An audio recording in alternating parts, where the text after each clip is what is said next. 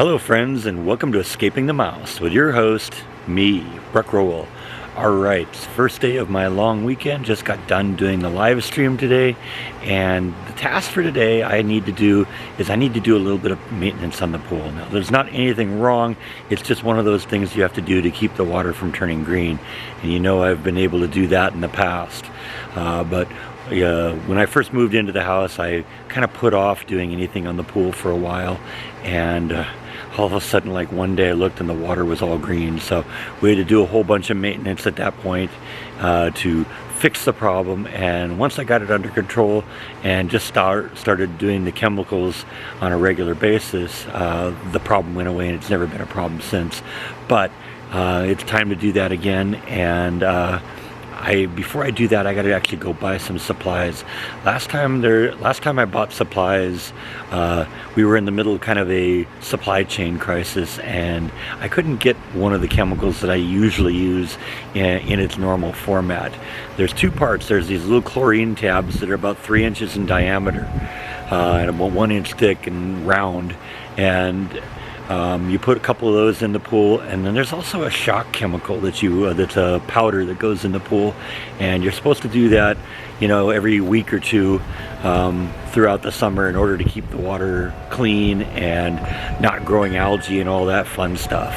And last time I went looking for that, I couldn't find the shock chemical. I had to do something else that came in these little packets, and they were more expensive and all that.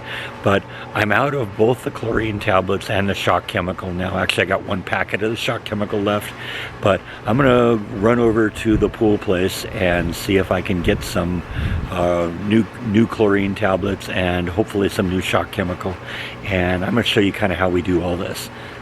Hoo-wee, has the price on this stuff gone up. This stuff was always expensive, but I used to be able to go over to Leslie's and get a big bucket like this of the chlorine tabs and a similar sized bucket of the shock chemical, and I'd walk out of there, it'd be like $300.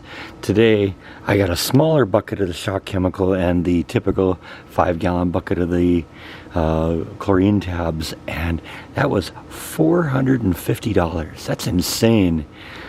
Now, the first thing I tend to do with these things when I get them is defeat the child-proof caps that are on them.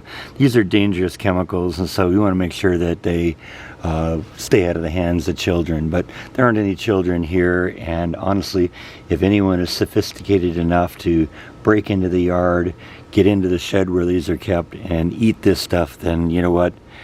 If they're dumb enough to do that, then they're dumb enough to face the consequences. So I'm going to defeat the safety stuff on this so that I can use this a little easier. I think these companies understand that most families don't have young children in the house, so they make it fairly easy to defeat the safety interlocks, because the truth is, if you don't have young children who are curious and might say, gee, I wonder what this thing tastes like, they've made it easy enough to do it that it's worth doing. And like I said, I just need the lid to be able to stay on there so it doesn't get wet inside. Now that I got the new chemicals, let's put the chemicals in the pool and get this thing ready to go. Now, usually when you put this stuff in the pool, they recommend that you don't go swimming for a few hours, so it's kind of early afternoon. I probably won't be in the pool until tonight anyway, so if we put them in there now, it should be good to go. So I may run into a little bit of an advantage with this, because this stuff seems to be maybe a little bit more concentrated than the stuff I've used before. The directions itself say 1 pound of the shock chemical treats 16,500 gallons of water. So that's more than what my pool is. But in the past, I've been putting 32 ounces of the shock chemical in. So like I said, maybe this is a little bit more concentrated, and I'm only going to have to use half of it. So hopefully this will last a little bit longer. Oh, and in addition, this one comes with a free measuring cup here, so maybe I'm going to get my money's worth for $250 worth of chemicals. This is basically a full cup here is about 8 ounces, so I need about 2 of these in the pool. And basically what you do is you just take it over to the pool and throw it in the water a little bit at a time. I usually go all the way around the edge, shake a little bit into the water. It dissolves really quick. They say don't go swimming with this stuff for a couple of hours because it takes a little while for it to dissolve and get in there.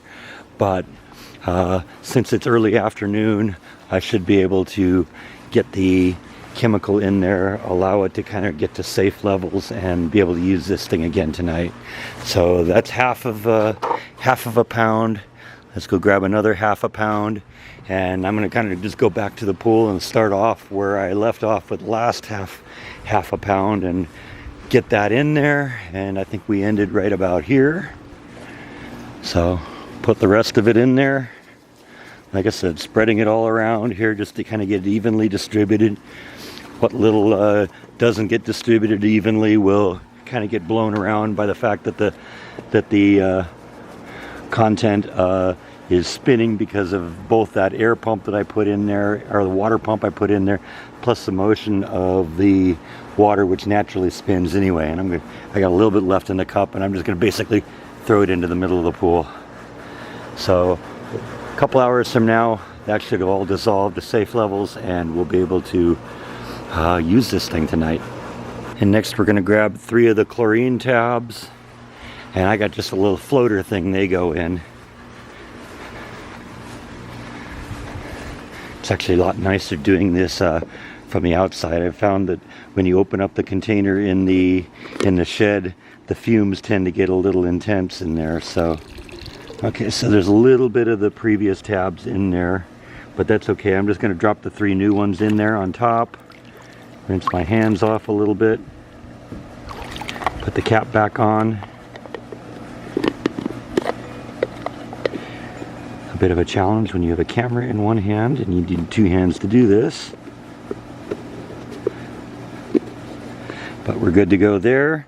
And now I shouldn't have to do anything with this now for a couple of weeks. One good thing about all the heat we've had in this pool is that the temperature in the pool has been very, very nice. It's always kind of nice when it's like about 86. That's kind of the minimum you get in, where I don't feel like it's like, oh man, it's cold in here.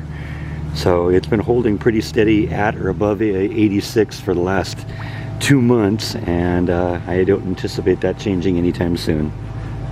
And then the one final thing I'm going to do, I'm going to run the pool sweep. So we'll just turn that on, and just as an update on that, that pool sweep still is working well with my patch on it. You can see the black cable there where I sealed everything up when I cut the cable in half and resealed it. And this thing seems to still be working pretty well. So that is good news, and the pool sweep is doing a good job keeping the pool clean. So this thing should be ready to be used in just a few hours. Looking forward to it.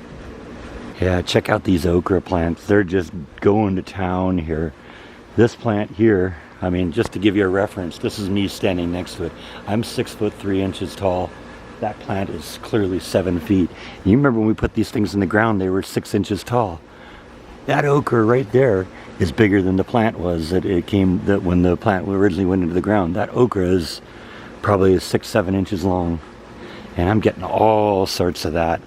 You know, the rumor is the more you harvest the okra, the more it signals the plant to grow more. So I have definitely got a lot of okra this year.